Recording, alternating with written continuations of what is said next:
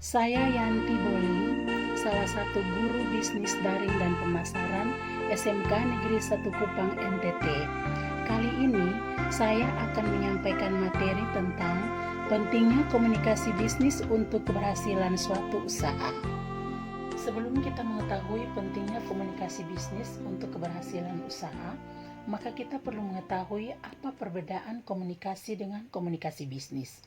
Nah, di sini saya akan menjelaskan kalau komunikasi itu adalah suatu proses yang dilakukan oleh dua orang atau lebih untuk memperoleh pengertian yang sama dan mengubah sikap atau pengetahuan pihak-pihak yang terlibat di dalamnya.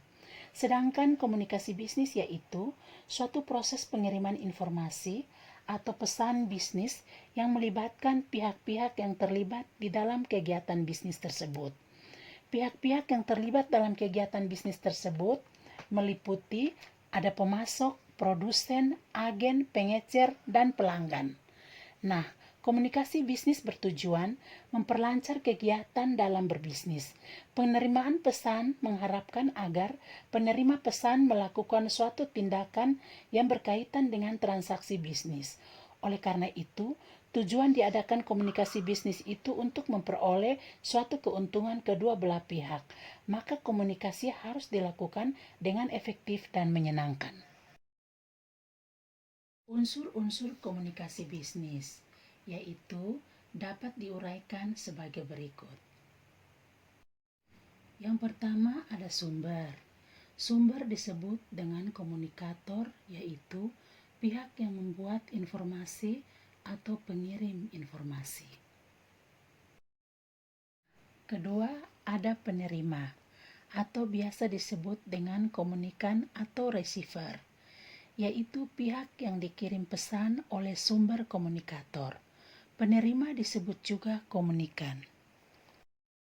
Yang ketiga, itu ada pesan atau message, yaitu merupakan informasi yang disampaikan oleh pengirim pesan kepada penerima pesan.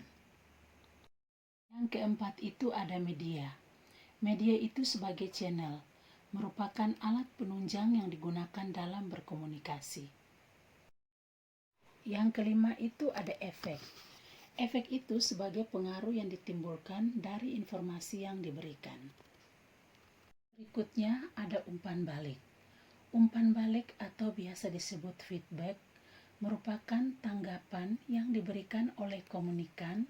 Misalnya, setelah menerima surat penawaran barang, pelanggan mengirimkan surat permintaan barang. Nah, selain itu tadi, ada etika berkomunikasi dalam dunia bisnis. Yang pertama itu, menggunakan cara informasi yang paling mudah. Komunikasi akan lancar apabila informasi yang disampaikan tidak berbelit-belit atau mudah dipahami oleh pihak lain. Yang kedua, menggunakan alat komunikasi yang sederhana.